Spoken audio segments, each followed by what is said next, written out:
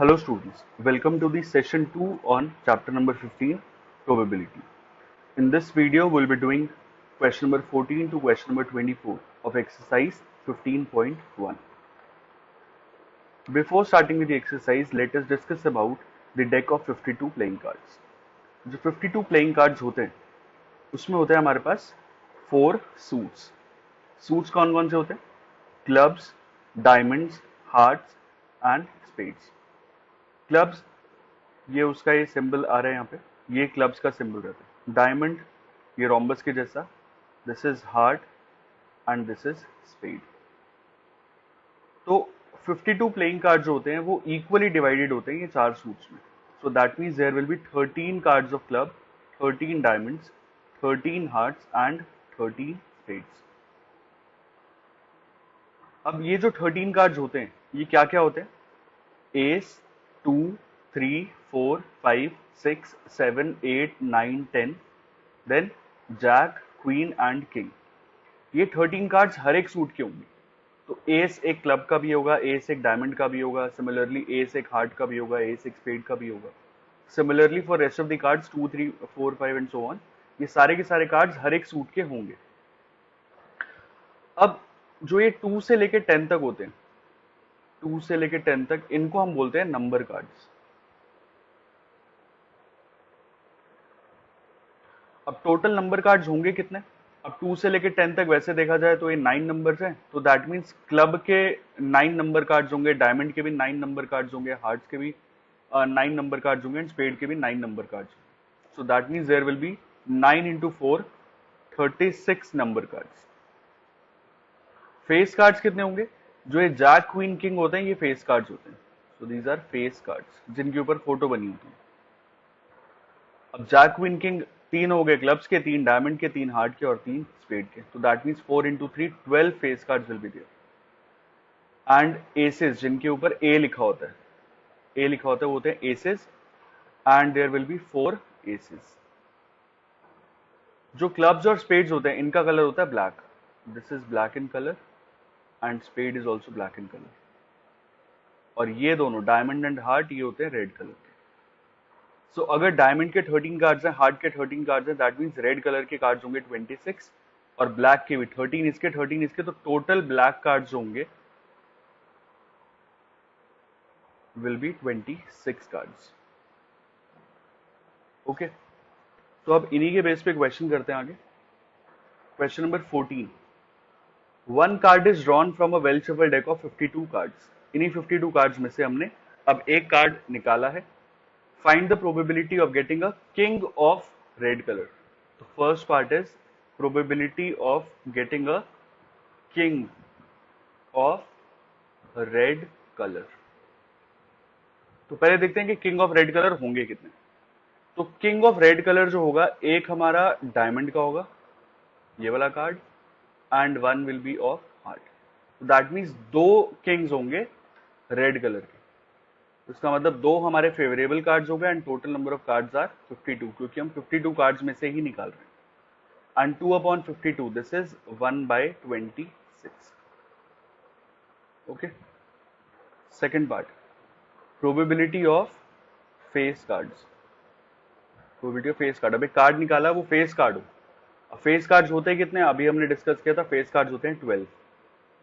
तो इसका मतलब probability of face card will be 12 upon 52. ये 4 से कैंसिल आउट हो जाएगा 3, 4 से कैंसिल आउट हो गया 13. So this will be 3 upon 13. Sorry, third part.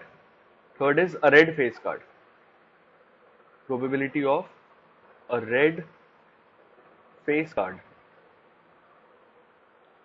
Red face card कितने होंगे? रेड फेस कार्ड होंगे 3 डायमंड वाले एंड 3 हार्ट वाले.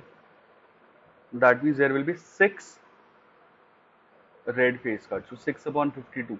2 से कैंसिल आउट हो गया 3, 2 से कैंसिल आउट हुआ 26.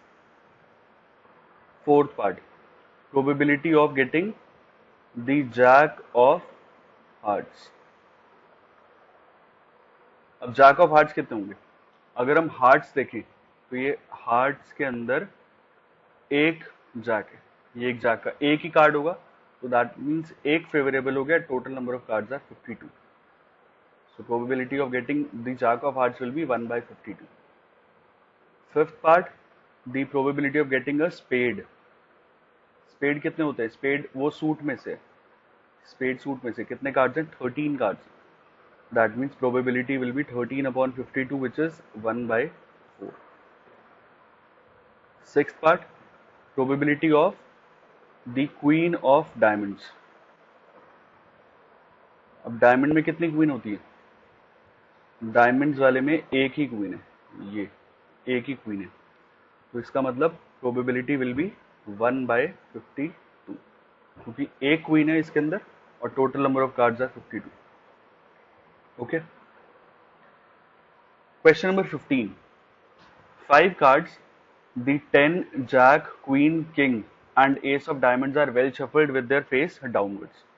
तो अब हमारे पास 52 कार्ड्स नहीं है, हमारे पास सिर्फ 5 कार्ड्स हैं. कौन कौन से? 10, jack, queen, king and ace. किसके? डायमंड की. अब इन 5 कार्ड्स को हमने वेल शफल किया और हमने इनको उल्टा करके रख दिया. सपोज ऐसे 5 कार्ड्स हमने उल्टे करके रख दिए. अब हमें नहीं पता कि कौन से कार्ड के नीचे कौन सा नंबर लिखा हुआ. अब इन 5 कार्ड्स में से हमने एक कार्ड पिक किया. अब प्रोबेबिलिटी निकालनी है. What is the probability that the card is the queen? First part is probability of getting a queen. अब क्योंकि 5 कार्ड्स हैं, 10, jack, queen, king and ace. Queen कितनी है? एक queen. And total number of cards are 5. so that means probability of getting a queen will be 1 by 5. okay. second part, इसमें क्या लिखा है? if the queen is drawn and put aside. अगर हमने यहां से देखा कि इस कार्ड पे सपोज हमने ये वाला कार्ड पिक किया और यहाँ पे क्वीन था, क्वीन वाला कार्ड था, हमने क्या किया? क्वीन को निकाला और इसको साइड कर दिया. अब ये कार्ड यहां से चला गया. दैट मीन्स अब यहाँ पे कितने कार्ड्स रह गए? 4 कार्ड्स रह जाएंगे. So if queen is drawn and put aside, queen को निकाला और उसको साइड रख दिया, तो cards left will be 10, jack, king and ace. Diamond के 4 कार्ड्स रह जाएंगे. अब हमें प्रोबेबिलिटी निकालनी है ऑफ गेटिंग एन एस. अब एस आने की प्रोबेबिलिटी क्या होगी? अब एस हमारा एक फेवरेबल हो गया and total number of cards left are 4. so that means probability of getting an ace will be 1 by 4. and the probability of getting a queen, अब क्वीन तो है नहीं यहाँ पे, तो getting a queen will be an impossible event. So उसकी probability क्या हो जाएगी? 0. अब क्वीन है नहीं तो निकालेंगे कहाँ से? वो तो ऑलरेडी हमने साइड कर दी थी. सो the probability of getting a queen now will be 0. Okay. Question number 16. 12 defective pens are accidentally mixed with 132 good ones. So हमारे पास कुछ good pens है. Number of good pens कितने हैं? 132. And number of, ये 12 क्या है? defective pens है. Number of defective pens, this is 12. और गलती से इनको मिक्स कर दिया, तो इसका मतलब टोटल पेन्स कितने हो गए? Total pens will be 132 plus 12, this is 144. ये हमारे पास टोटल नंबर ऑफ पेन्स आ गए. It is not possible to just look at a pen and tell whether or not it is defective. सिर्फ देख के नहीं बता सकते कि वो पेन डिफेक्टिव है या फिर वो सही वाला पेन है. One pen is taken out at random from this lot. Determine the probability that the pen taken out is a good one. अब हमने एक पेन निकाला, प्रोबेबिलिटी निकालनी है. It will be a good pen. अब good pen है कितने? 132 and the total number of pens are 140. 12 से कैंसिल आउट हो रहा है, दिस विल बी 11 और ये आएगा 12. सो the probability will B 11/12. Formula क्या होता है? Probability of an event E is favorable number of outcomes divided by total number of outcomes. okay. Question number 17. A lot of bulb contain 4 defective ones. तो total bulbs जो हैं that is 20 और इसके अंदर defective bulbs कितने हैं? Number of defective bulbs ये हैं 4 defective bulbs हैं. One bulb is drawn at random from the lot. What is the probability that this bulb is defective? तो हमें probability of first part में probability of defective bulb निकालना. अगर हमने एक बल्ब को निकाला तो फेवरेबल कितने हो गए 4 and total number of bulbs are 20. So the probability will be 1/5. Formula लिखना ही है. Probability of an event E is favorable number of outcomes divided by total number of outcomes. ठीक है. सेकेंड पार्ट में क्या है? Suppose the bulb drawn in first is not defective and is not replaced. मतलब जो first part में हम एक बल्ब निकाल रहे थे वो डिफेक्टिव नहीं था, मतलब वो गुड वाले बल्ब में से था and it is not replaced, और उसको रिप्लेस नहीं किया, उसको निकाल के साइड कर दिया. तो गुड बल्ब में से निकाल के एक हमने साइड कर दिया.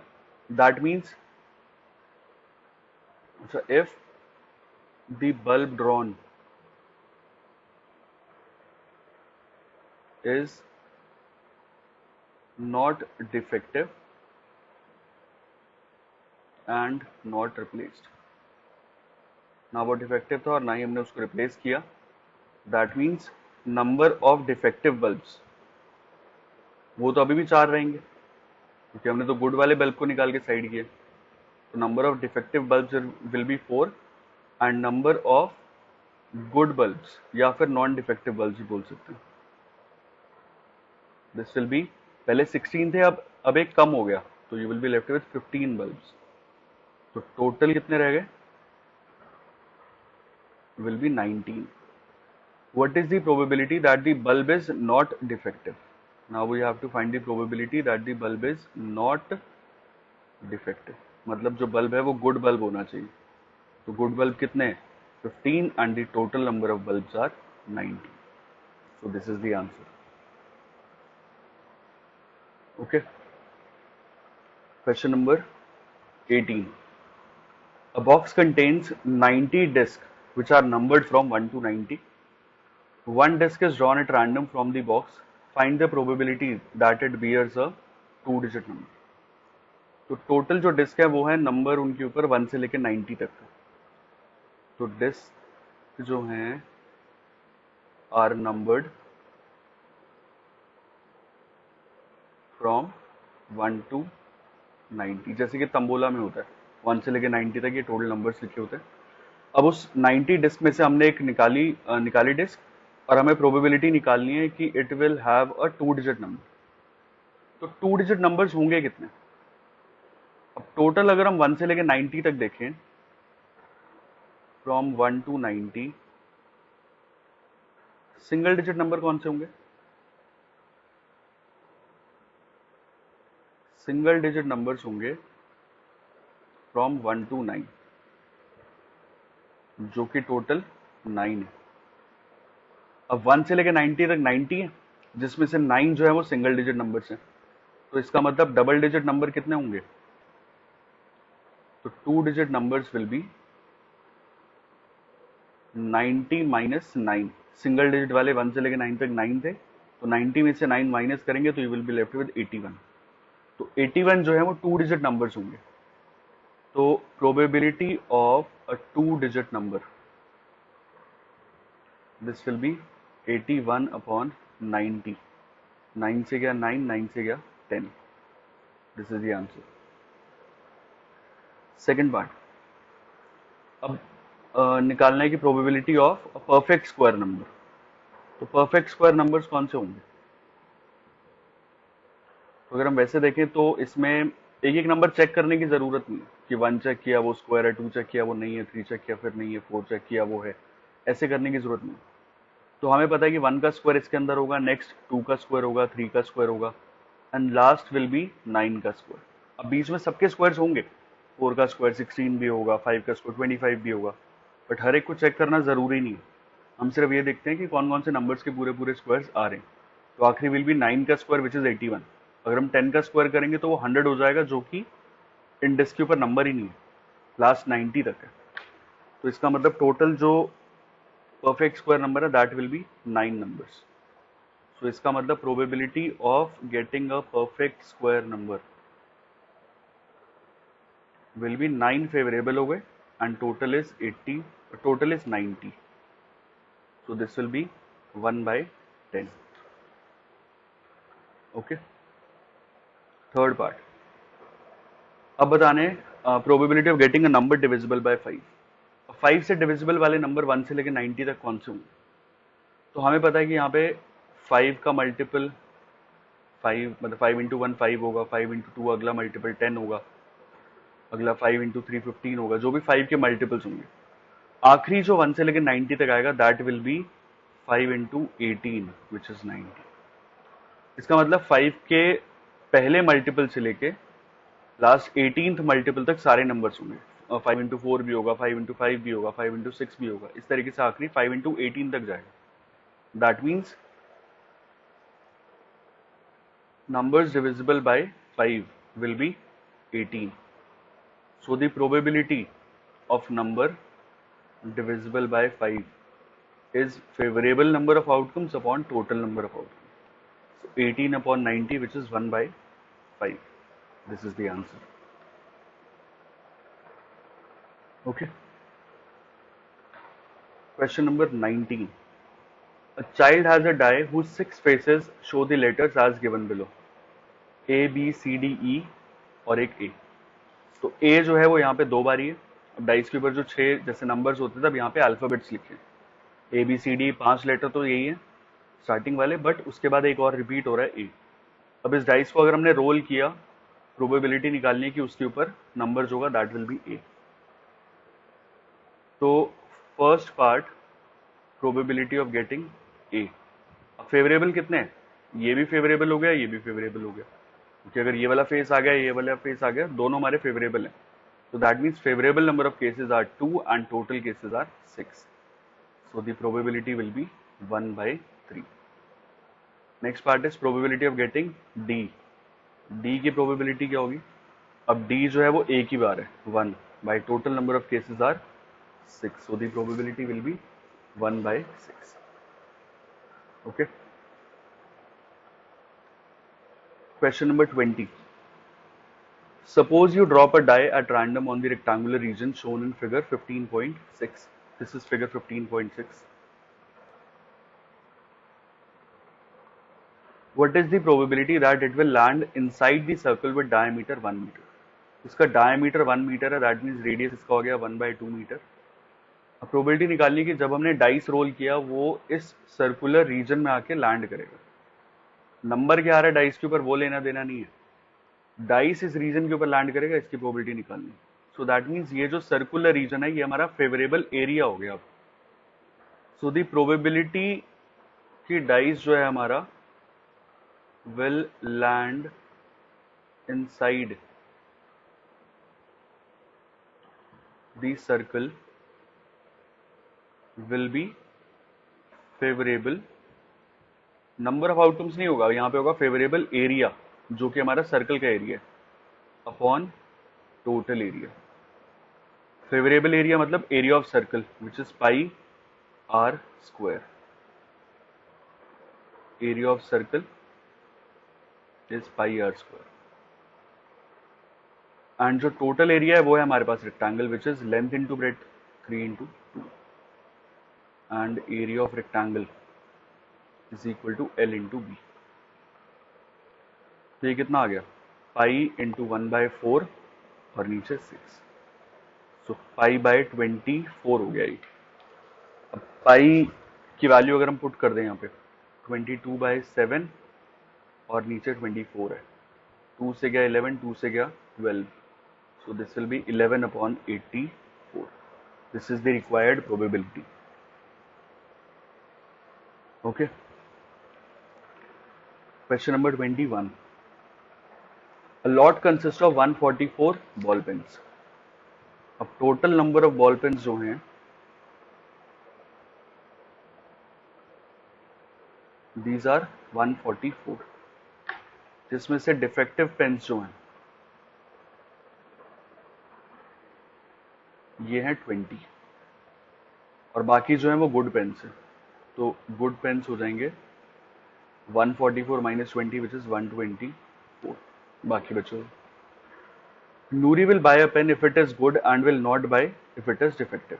अगर सही होगा तो वो खरीदेगी, नहीं होगा सही तो वो नहीं खरीदेगी, डिफेक्टिव हुआ तो वो नहीं परचेज करेगी. The shopkeeper draws one pen at random and gives it to her. Randomly इन 144 पेन्स में से एक पेन निकाला और सीधा नूरी को दे दिया. अब प्रोबेबिलिटी निकालनी है that she will buy it. अब probability that she will buy कब खरीदेगी? जब पेन गुड होगा. Probability of good pen. अब गुड पेन है कितने? गुड पेन्स हैं 124 and total number of pens are 144. 2 से गया तो ये हो गया 62, 2 से गया तो ये हो गया 72, अगेन 2 से जा रहा है तो ये 31, 36. So this will be 31 upon 36. ये प्रोबेबिलिटी है कि she will buy the pen. Second part is probability that she will not buy. She will not buy the pen. कब नहीं खरीदेगी? When the pen will be defective. जब pen खराब होगा तब वो नहीं खरीदेगी. और डिफेक्टिव पेन है कितने? 20 and total number of pens are 144. 4 से गया 5, 4 से गया 36. So this will be 5 by 36. This is the answer. Okay. Question number 22. अच्छा, क्वेश्चन नंबर 22 से पहले एक सैम्पल स्पेस हम डिस्कस कर रहे हैं. जब हम दो डाइस को रोल करते हैं तो पहले देखते हैं कि टोटल नंबर ऑफ आउटकम्स दो डाइस के लिए कैसे निकाले हमने.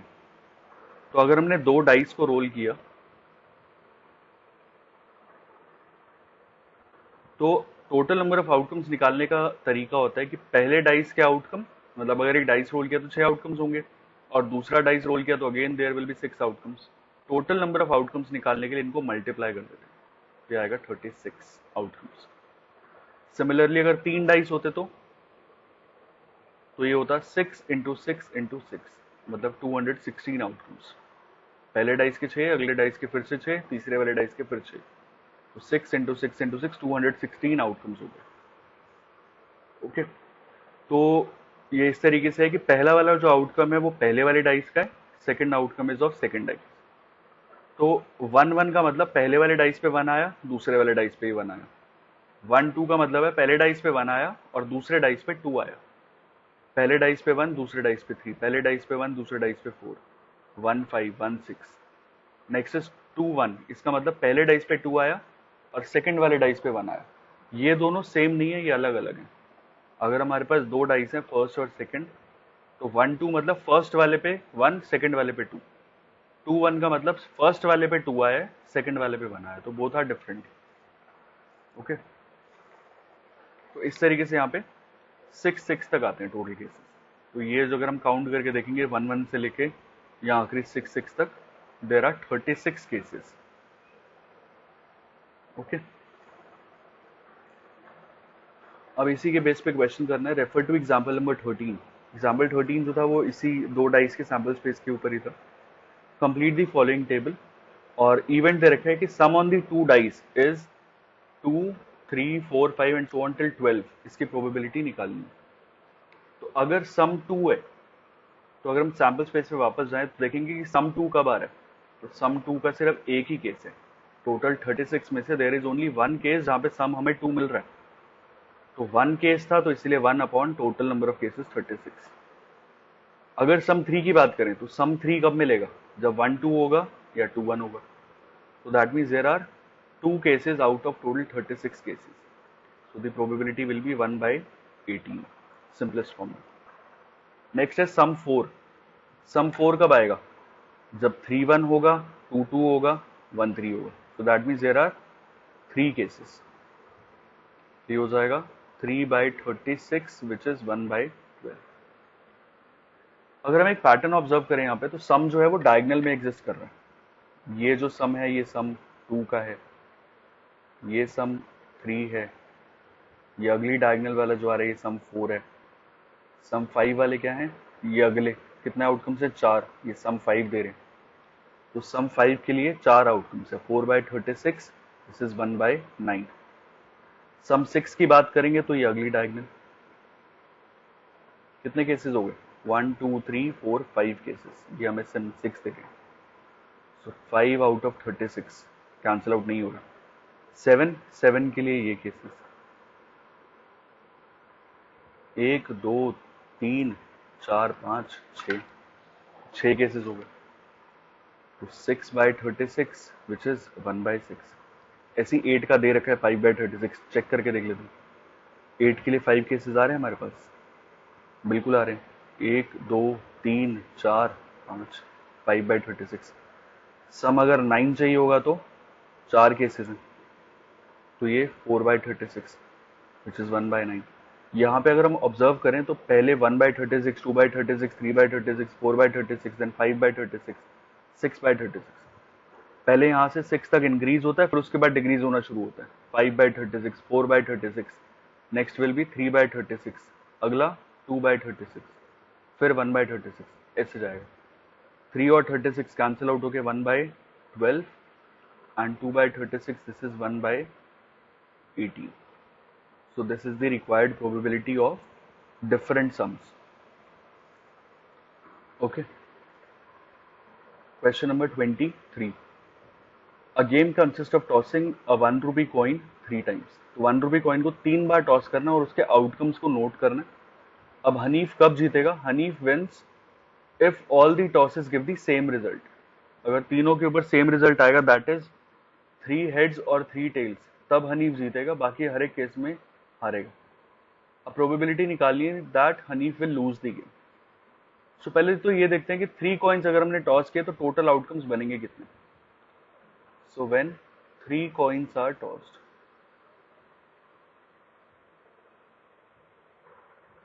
तो टोटल आउटकम्स कैसे निकालेंगे, जैसे डाइस के केस में था, 3 कॉइन्स अगर टॉस किए तो पहले कॉइन के 2 आउटकम हेड या टेल, अगले कॉइन के फिर 2 आउटकम्स हेड या टेल, अगले कॉइन के फिर 2 आउटकम्स हेड या टेल, तीनों को मल्टीप्लाई करेंगे तो यू विल गेट 8।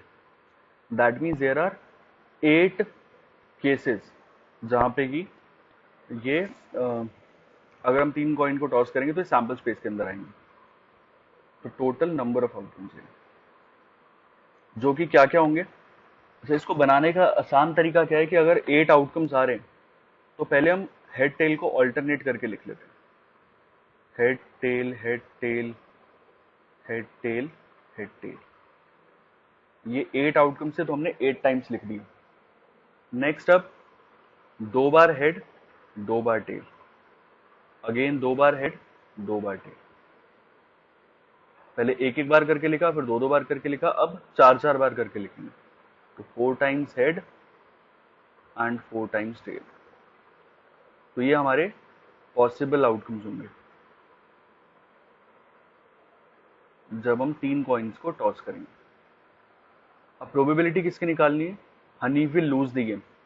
तो जीतने के केसेस कौन कौन से हैं, तो हनीफ विंस इन 2 केसेस, जब 3 हेड्स होंगे या 3 टेल होंगे, मतलब ये वाला केस उसका जीतने का है और ये वाला केस उसका जीतने का है।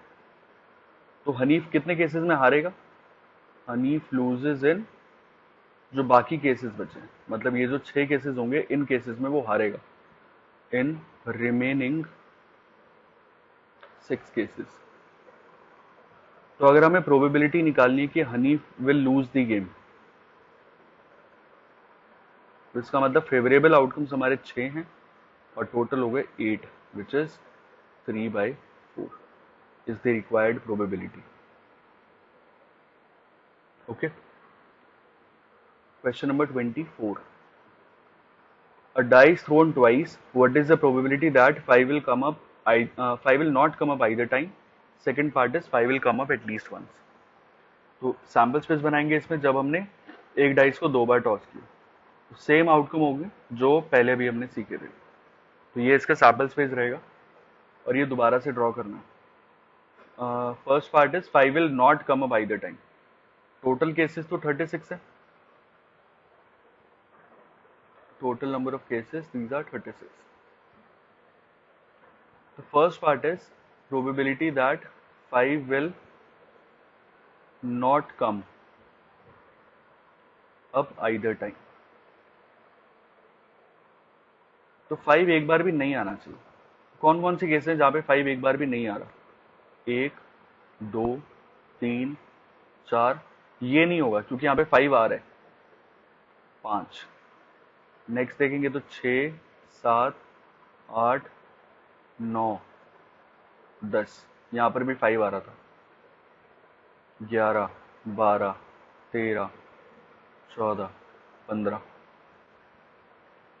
16, 17, 18, 19, 20, 21, 22, 23, 24, 25। तो दैट मीन्स 25 केसेस ऐसे हैं जहां पे 5 नहीं आ रहा। 5 will not come up either time में 25 केसेस आ रहे। Second part is 5 will come up at least once. 5 will come up at least once का मतलब है 5 will come up at least once, मतलब 5 जो है वो कम से कम एक बार होना चाहिए। तो ये केस है जहां पे 5 एक बार है, यहां पर एक बार है, यहां पर एक बार है, यहां पर एक बार है, इधर 2 बार है। एटलीस्ट में एक या एक से ज्यादा, दो सारे काउंट होंगे। इसमें भी एक बार आ रहा है, इसमें भी एक एक बार आ रहा है, सब में जो बाकी बचे हुए केसेस हैं। तो 25 केसेस वो हैं जहां पे 5 नहीं आ रहा, और बाकी बचे हुए 11 केसेस वो हैं जहां पे 5 कम से कम एक बार आ रहा है।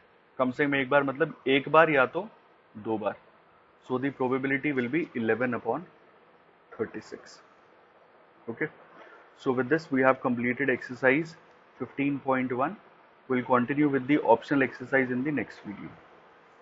Thank you so much.